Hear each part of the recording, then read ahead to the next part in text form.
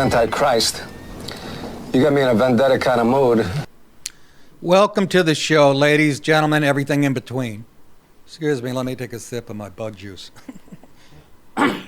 Cigarette. Beautiful. How you doing? Do you have a good weekend? I had a pretty good weekend. I did nothing. I did nothing. I laid on my ass like a paralyzed sea elephant. Let me say this about that. What did I do? I cooked, but I can't remember. Fucking scary, dude. I'm telling you, I got CTE. Too many shots in the head. Real serious concussion when I was 10, hit by a car. That's the one that worries me. Not the 5 after that, or the 2 my father gave me. Anybody watch Little League World Series? That's right. That's how much I love sports and how lazy. I watched a lot of the Little League World Series this year. Some years I do, some years I don't. It couldn't have been better. The big game was a little town from Florida against China. Taiwan, Chai-Fei, duck sauce. I don't know what the fuck. Yeah, ding, wing, why? Anyways, apparently they draw from a bunch of, like, schools or something, as opposed to, us doing it the right way. Anyways, this little team from Florida, man, I think they faced elimination 4 times. It's like double elimination when you get to the semifinals. And they won every time. And the day before, they were down twice late in the game, came back to win it. Unfriggin' believable. Clutch hitting, they can feel both teams. It's amazing. These kids are way better than we were. And anyways, anyhow, it went into extra innings. They only play 6 innings in Little League. And this went to 8 innings, which is the equivalent of 11 innings. On inning 7, they just do it normal. They don't put a guy on second base like they do in the MLB. But after that, they do. So 8th inning, they put a guy, ba-boom, ba-bang. Anyways, long story short, Florida wins. You beat a Chinese team, you're doing something. They master everything we do, even baseball. But the winning play, there was a couple guys on base, and this Florida coach had a kid lay down a bunt. Pitcher picks it up and just turns and throws to first because the second baseman should be covering, which is so, like my brother said, ironic that China wasn't covering first. But fucking brother's pretty good. Yes, the winning run scores. And here's what I didn't like. And everybody's saying it was so great. What the best part was, I'm reading all these comments, was the team from Florida hugging the Chinese kids right after they won. They didn't even celebrate. They were hugging them because some of them were crying and shit. They shake hands after. We have a ceremony for that. Let me tell you, I've been a kid, lost some big games. The last thing I'd want was somebody from the other team hugging me like I'm a bitch. Even at age 10. I'm not shitting you. Get the fuck away from me. The China kids didn't look consoled at all. That's such an American touchy new age psychology. Oh, it was so sweet. Yeah, exactly. That's why we don't have an army. Okay? Like I said, and I'm all for sportsmanship at that level. That's why they shake hands after. But that, to me, I saw their mothers hugging them every time they did something or had their feelings hurt. I know that might be a cold take on it, but I don't give a shit. Looking towards the future, raising a bunch of fruit cups. Anybody with me out there? Of course you is.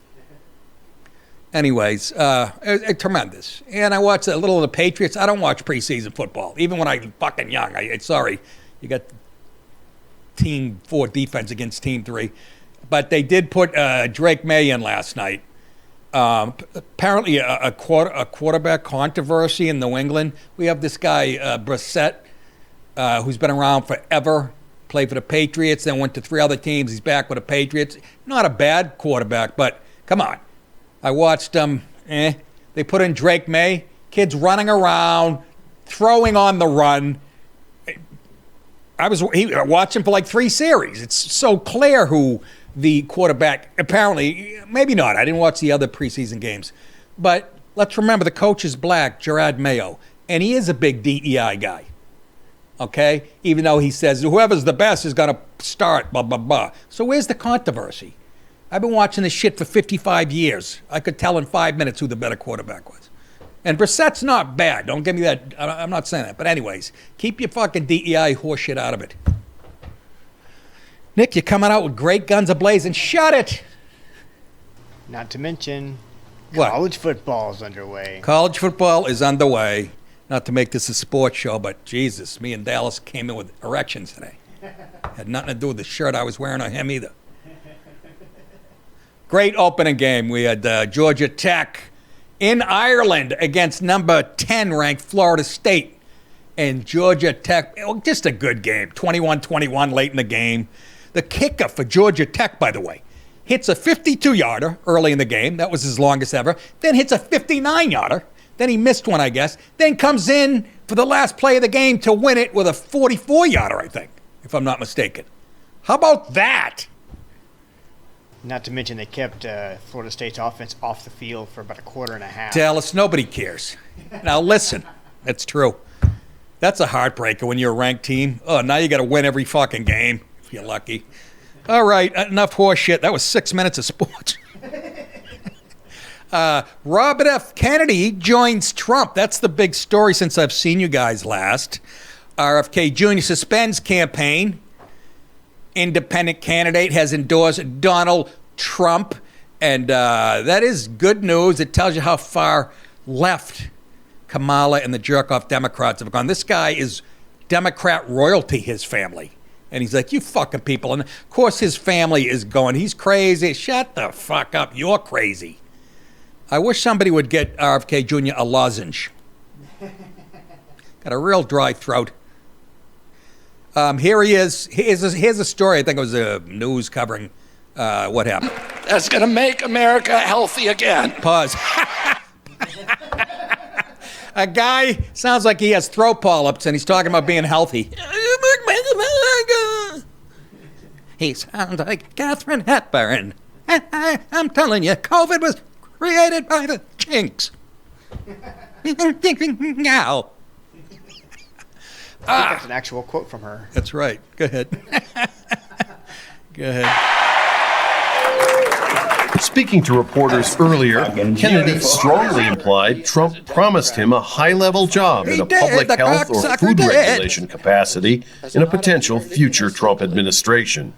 I met again with President Trump and his family members and close advisors in Florida. In a series of long, intense discussions, I was surprised to discover that we are aligned on many key issues. In those meetings, he suggested that we join forces as a unity party. Kennedy said he had also reached out to Kamala Harris's campaign to arrange a similar deal, but was rebuffed. Works instead. Rebuffed. They didn't even want to talk to him, and he said, I am here. I have things to say. Much clearer voice. Somebody give me a Sucrets. Kennedy joined Trump on stage at Arizona rally where the crowd burst into bobby chairs. Then he was shot. No. Kennedy said, oh, you know what? It's not in the story. They took away, the minute he did it, they took away his Secret Service coverage. You know that? That's true. Somebody had a funny crack online saying, yeah, Trump's real bright. How to almost got assassinated, so let's add a Kennedy to the... Kennedy said his internal polls had shown that his presence in the race would hurt Trump and help Democrat nominee Kamala Harris, though recent public polls don't provide a clear indication that he is having an outsized impact on support for either major party candidate. Yeah, keep saying that, left. Kennedy cited free speech, the war in Ukraine, and a war on our children as among the reasons he would try to remove his name from the ballot in battleground states. See that? That is a good sign. Excuse me. God damn it. That's a good sign. Look, you got him now, right? He moved to the right. Elon Musk was a Dem, hardcore Dem. He's moving. Rogan was a lib. A whole bunch of people are moving that way. What does that tell you? That's how far off the fucking reservation the left is. Unbelievable. Just no substance. Have we seen each other since the convention? All the hot air that was blown? Nothing. Did you see Waltz grab his autistic kid by the arm? Fucking that guy's a mean, Just a fucking phony left-wing piece of shit. Anyways, no substance, nothing there. And I really think it'll be a slaughter by Trump. But, like me and Dallas were discussing, it's not going to matter. You'll never know, just like you didn't the last election. He didn't fucking lose that one. But that means you can't trust this one. Even if all the number says he slaughters her, they'll figure a way to make it look close and then say they'll bring lawyers into it. They're not going to let go of their power. They're scumbags. Speaking of Trump, I was on Crowder last week. I don't know if you guys caught this. All right, it's enough. Enough of the coffee. Give me something. Cup of jizz. What'll make them white? I don't know. White out. You don't have something I can paint my teeth with? Anyways, we did a thing where I was Donald Trump's press secretary, and my answers were unrehearsed. It was my first time. They handed me the sheet of the questions before, but I looked at them once, like I'd say 2 minutes before the thing, and I said, I'll just make up the fucking answers on the fly. So this is me. People got a kick out of this as Trump's press secretary on the Louder with Crowder show that you should all be watching on Mug Club, Rumble, and Locals and all that other shit. I don't even know what it means. But here it is. Good to be in front of you, lying maggots again. Any questions? Can you turn that up a little? Why is the former president spreading misinformation that Kamala Harris is faking her crowd sizes? We all know that she's a size queen. It's very important to her. That's why she dates Willie Brown and half the NBA West. Next question. Any thoughts on women's rights? Any thoughts on women's rights? My thoughts or the man I'm here to speak for, the president? Because we both agree that women should have plenty of rights, and they start in the kitchen. Joseph Miller, CBS News. President Trump has said repeatedly that Xi Jinping, Vladimir Putin, and Kim Jong-un are smart, and he gets along well with them. How does being friends with the enemy protect America? Well, any guy who's been married knows you got to be friends with the enemy. What's he going to go over to North Korea and spit in that little midget's face, or tell Putin he's a good saggy? You got to be friends first, and then try to build a relationship. Everybody knows that, especially Tim Walz, who's on Grindr. Why is President Trump stealing platform policies like no tax on tips and drill baby drill from the Harris campaign? Was that a trans woman I just heard from? I'm a woman, sir. Oh, okay. Sorry, the giant forehead and Adam's apple. I'll be fooled. Is that it, folks? Are the rumors true that the former president called Vice President Kamala Harris the R word? Yeah. Retard. Got a retarded report. Jim Acosta, how are you? The only people that think retarded is a bad word is fucking retards. Anything else? Okay, I think I did my job. We'll see you guys at the inauguration. No funny stuff. Mr. Secretary.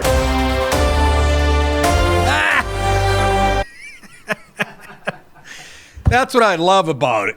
Like, Crowder has faith. He goes, yeah, fucking just wing it, whatever. And I'm like, that's the best way to do it.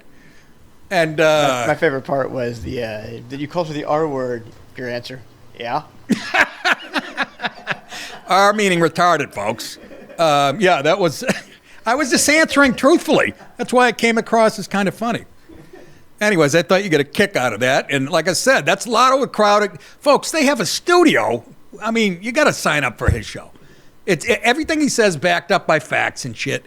And don't believe the people that badmouth him. They're this jealous because he fucking crushes them.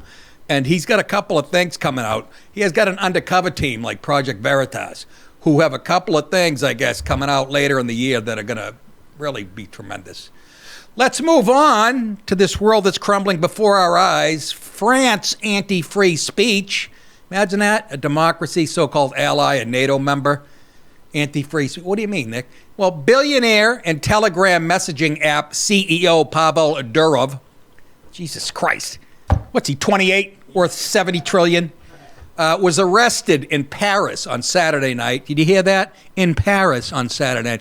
According to TF1 TV and BFM, Big Fucking Mama's TV, Reuters reported, according to TF1, Durov was served an arrest warrant in relation to a preliminary police investigation. The investigation regards his company's messaging app, as French police believe there are not enough moderators to keep criminal activity in check on his site, TF1 reported. Musk, who also posted hashtag Free Pavel to social media following the reports, called out the arrest in multiple posts. Danger, Will Robinson, danger. Dangerous times, he wrote, responding to another tweet that referred to similar instances, including in England. Rumble CEO Chris Pavlovsky, he's the Rumble CEO, folks, also spoke out about Durov's arrest.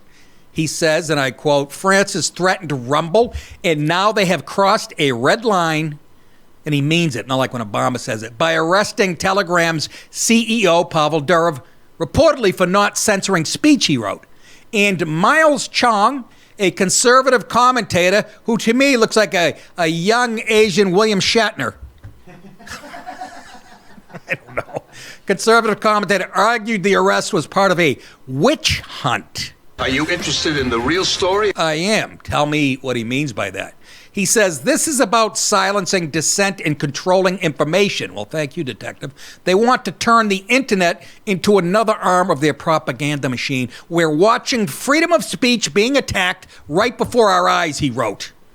Our tiny eyes. Well, he's kinda. No? Just a hint? He's got a hint of something in there. Others suggested it would lead to larger implications and that governments would go after Musk and X next. Oh, please try it. This is, somebody said, may you live in interesting times. It was and boy, they're going after Telegram, so they have a pretext to go after X and Elon next. Joe Menarino wrote. I hope that's not true. No. Oh, it is, though. No, not this fucking time. No fucking way, mate. That guy was English. No, Australian. Telegram, which has over 900 million users. Jesus. Imagine inventing something with over 900 million users. There's a dick joke in there I can't think of. Telegram, which has over 900 million users, is a messaging app that is comparable to, and by the way, it's comparable, not comparable. Once again, we've changed that. Comparable to WhatsApp, but according to the New York Times, also allows large groups of people to communicate across different channels. And that's what scares them. It allows people. Yes, good and bad, I'm sure. I'm sure there's terrorists on there and shit, whatever. But it's a communication medium that everybody can use. It's like when a team baseball game, it's raining, one team complains that, well, it was really slippery. Yeah, both teams played under the same conditions. You get it, folks. Bottom line is freedom of speech. I don't know how this works. I don't think anybody does. I think we're in new territory. I mean, we obviously have the First Amendment in the United States, but the internet is an international thing. But you'd think France and all the goddamn NATO countries and so-called allies would be on our side of freedom of speech if you're defending democracy, although we defend it on your behalf. Here's the where he left the country right after the arrest. Okay. The Rumble guy did. Can you make that big for me? Here we go. This is Chris Pavlovsky. Pavlovsky? Yeah. And he's the CEO of Rumble. And God, I hope, guys, Rumble is like the only free thing out there. Rumble founder Chris Pavlovsky leaves Europe. This was like last night it happened, due to the arrest of Telegram's Durov, the guy I just talked about. After the arrest of Durov, the founder of the YouTube competition Rumble left Europe in fear. Quote, he said, I'm a little late to this, but for good reason. I've just safely departed from Europe. Can you fucking imagine? France has threatened Rumble, and now they have crossed a red line by arresting Telegram CEO Pavel Durov, reportedly for not censoring speech. Rumble will not stand for this behavior and will use every legal means available to fight for freedom of expression, a universal human right we are currently fighting in the courts of France, and we hope for Pavel Durov's immediate release, he said. Interesting, huh, folks? Mother of God. You're watching tyranny. I mean, read your history. This isn't the first time this shit has happened. Read 1984 again. There's about 10 oligarchs, in my opinion, that run the planet, and they want the rest of us shut up to take away our fucking weapons. And I keep seeing 1984, the movie, with millions of people watching a big screen with a guy on it. That's where they're headed, if you want to know, in my opinion. Anyways, I hope the guy... I'm so interested. That's the most interesting story. Not to mention the president was shot about a month ago, and we had a coup. Nobody voted for the twat for the Democrat Party. But, you know, those are just daily stories. We push those to the back. But Kamala's young. Yeah, she's energetic. joyous. She's a yeast infection on wheels is what she is. Hooah. All right. I'll tell you. I'm all right now, but last week I was at the DNC convention. It was a rough shape. Folks, for those of you on Mug Club, stick around for the second half of my show. The rest of you is go to nickdip.com, okay, and sign up to get my full show, the great Steven Crowder's full show, which comes with a lot of extra stuff, and including Alex Jones here and there, and a whole lot more. And while you're there at nickdip.com, click on the tour button. You see that September 27th, which will be here when we blink, I'll be at Wise Guys, Jordan Landing, Utah. I guess it's West Jordan. We were debating that at, it's Jordan Landing, West Landing, whatever, Utah. Wise Guys, September 27th. The very next 2 nights, I'll be in Vegas at Skankfest, September 28th, 29th. I'm looking forward to that. The guy's been asking me to do it for a long time. I hate Vegas. I'm usually funny the first 5 minutes I go on in Vegas because I have nothing but vitriol for the place. And I shit all over everybody but the people who are watching and laughing.